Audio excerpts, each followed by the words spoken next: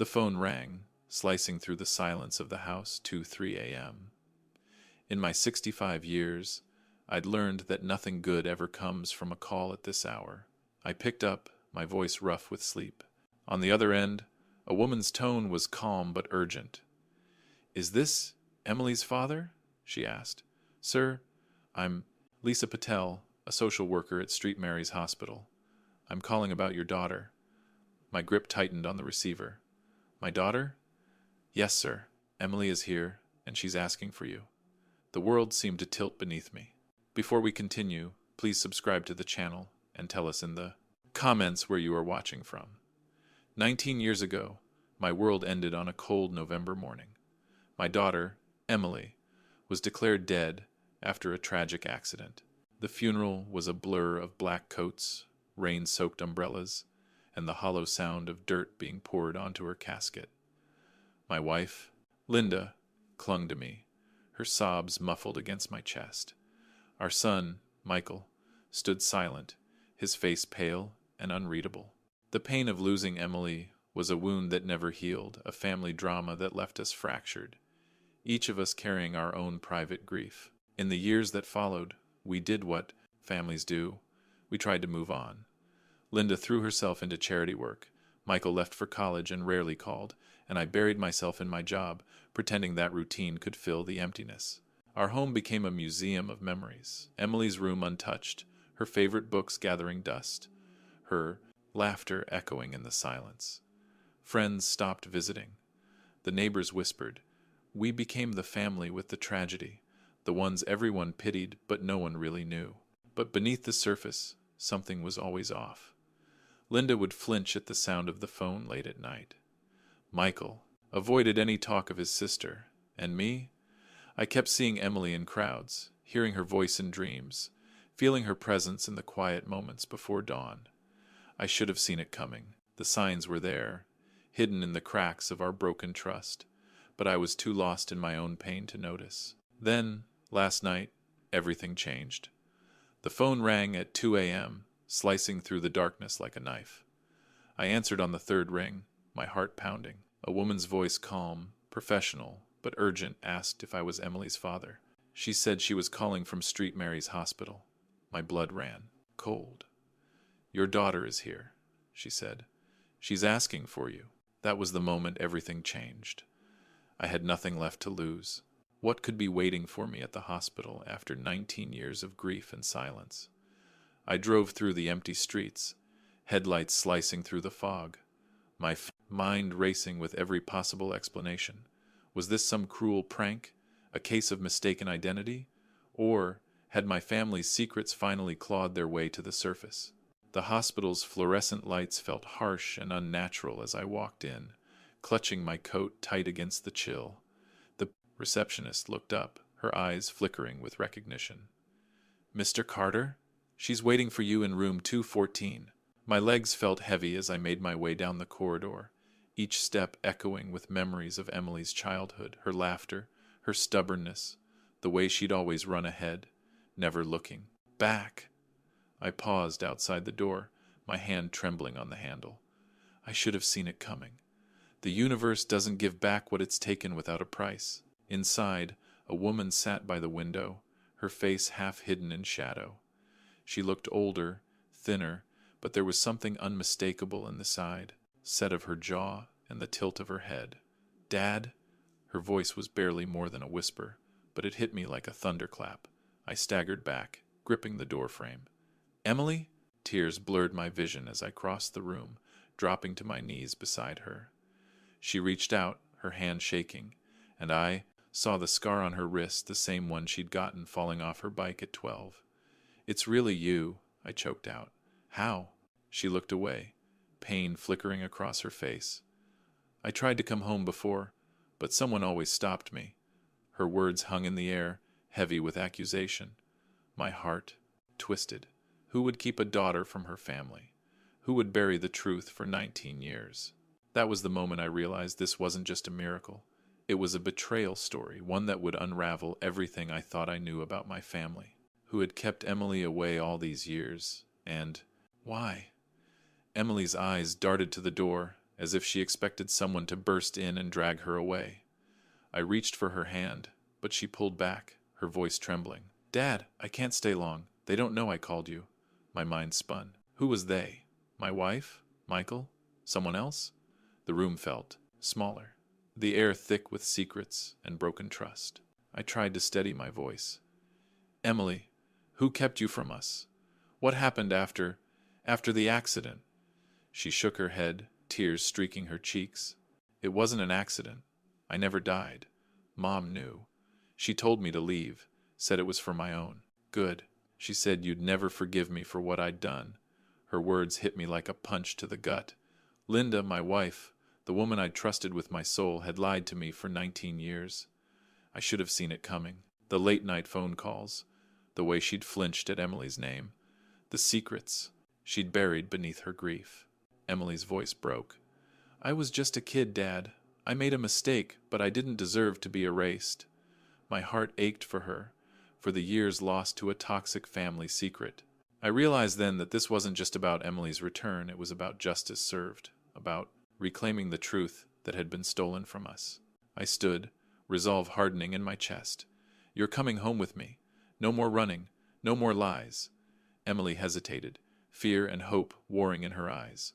"What if she tries to stop us?" I squeezed her hand. "Let her try." They underestimated me. I have nothing left to lose. That was the moment everything changed. I decided to fight for my daughter, no matter the cost. What would Linda do when she learned Emily was back and that her secret was out? We left the hospital before sunrise, the city still cloaked in darkness. Emily clung to my arm, her steps uncertain, as if she expected the world to swallow her up at any moment.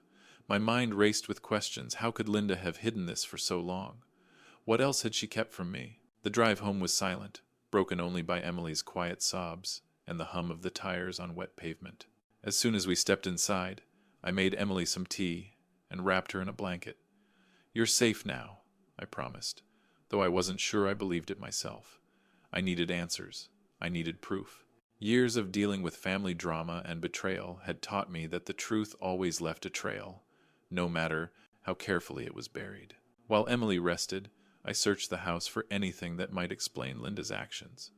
In the back of our closet, behind boxes of old photos, I found a locked metal box. I pried it open, my hands shaking. Inside were letters, dozens of them, all addressed to Emily, all unopened. My breath caught. Linda had kept every letter Emily had sent over the years, never showing them to me, never replying. There were also legal documents, a restraining order, signed by Linda, forbidding Emily from contacting us. My heart pounded. This was more than a misunderstanding. This was deliberate, calculated parental alienation. I snapped photos of everything, my hands trembling with rage. I should have seen it coming. The evidence was right here, hidden in plain sight. Emily's life had been stolen by the one person I thought I could trust most. I knew what I had to do. I would confront Linda with the truth, and I would not back down. Karma strikes back, and this time, justice will be served. How would Linda react when faced with the evidence of her betrayal, and what would Emily do next? Linda came home just after noon, her keys jangling, in the lock, the scent of her perfume drifting through the hallway. I waited in the kitchen, the metal box and its damning contents spread across the table. Emily sat beside me, her hands clenched tight, eyes fixed on the floor. The tension was suffocating, a lifetime of family drama and broken trust about to erupt. Linda froze when she saw us. Her gaze flicked from me to Emily, then to the letters and documents. For a moment, she looked like a stranger, someone I'd never truly known. "What is this?" she whispered, her voice brittle. I kept my tone steady, though my heart thundered in my chest. "You tell me, Linda, why did you keep our daughter from us? Why did you lie for 19 years? Emily's breath hitched, but she didn't look up. I could feel her fear, her hope, her need for justice. Linda's face crumpled. "You don't understand. I did it to protect her, to protect all of us." Her words rang hollow. I pushed the restraining order toward her. "You destroyed our family. You made me grieve a living child. You let Emily believe she was unwanted, unloved. How could you?" Tears spilled down Linda's cheeks, but I didn't flinch. I had nothing left to lose. You underestimated me, Linda. I found the truth, and now everyone will know what you did. Emily finally spoke, her voice trembling but clear. I deserved a family. I deserved a chance to come home. Linda collapsed into a chair, sobbing. But I felt no pity, only the cold certainty that karma was finally catching up. That was the moment I knew. The time for secrets was over. The world would see the truth. Would Linda confess to everyone, or would she try to twist the story to save herself? The next morning, I called a family meeting. Michael arrived first, confusion etched on his face as he saw Emily sitting at the table. He stared, disbelief and hope warring in his eyes. "Is it really you?" he whispered. Emily nodded, tears slipping down her cheeks. Michael rushed to her, pulling her into a fierce embrace. For a moment, the years melted away, and I saw my children as they once were before betrayal and broken trust tore us apart. Linda sat rigid, her eyes red but defiant. I laid the evidence on the table, the letters, the restraining order, the years of lies. "We all deserve the truth," I said, my voice steady. "No more secrets, no more family drama hidden behind closed doors." Michael turned to Linda, his voice shaking. "Why, Mom? Why would you do this to us? To Emily?" Linda's hands trembled. "I was scared. I thought I was protecting you all. I thought if Emily stayed away, we could heal. I never wanted this." Her words sounded empty, even to her. Emily's voice was quiet but strong. "You took everything from me. My family, my childhood, my future. You let me believe I was dead to you." The pain in her words cut deeper than any accusation. I looked at Linda, searching for any sign of remorse. "You need to tell the truth. To all of us. To everyone who mourned Emily for 19 years. Linda's shoulders slumped. "I'll do it," she whispered. "I'll tell them." That was the moment everything changed. The truth was finally out, but the damage was done. The look on Linda's face was priceless. A mix of regret, fear, and the realization that karma strikes back, no matter how long it takes. How would the rest of the family and community react when Linda's betrayal became public? Word spread quickly. Within days, our home became the center of a storm, calls from relatives, old friends, even neighbors who'd once whispered behind our backs. Some offered support, others demanded answers. The family drama that had simmered for years was now a public reckoning. Michael struggled to process the truth, torn between anger at Linda and relief that his sister was alive. "How do we move forward from this?" he asked me one night, his voice raw. I didn't have an answer. All I knew was that broken trust takes years to rebuild, if it ever can. Linda's confession sent shockwaves through our community. At church, people avoided her gaze. Old friends stopped calling. She became the face of betrayal, the mother who'd erased her own child. Emily, meanwhile, faced her own battles. She was welcomed by some, but others treated her like a ghost, someone who didn't quite belong. The pain of being a family scapegoat lingered, but Emily refused to let it define her. "I'm here now," she told me, "and I won't let anyone send me away again." I watched as karma struck back, not with vengeance, but with the slow, grinding weight of consequences. Linda moved out, unable to face the family she'd shattered. Michael and I did our best to support Emily, helping her find her footing in a world that had moved on without her. There were awkward dinners, tearful apologies, and long nights spent talking through the years we'd lost. That was the moment I realized healing wouldn't come quickly.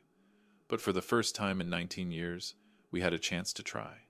Would our family ever find true forgiveness, or would the scars of betrayal last forever? Spring arrived, and with it, a sense of fragile hope. Emily started therapy, determined to reclaim her life and heal from the years lost to betrayal. Michael visited often, bringing laughter and stories, slowly rebuilding the sibling bond that had been stolen from them. I spent my days learning how to be a father again, listening, supporting, and making up for the time we could never get back. Our family was smaller now, but every day felt like a second chance. Linda sent letters from her new apartment, filled with apologies and regret. Sometimes Emily read them, sometimes she didn't.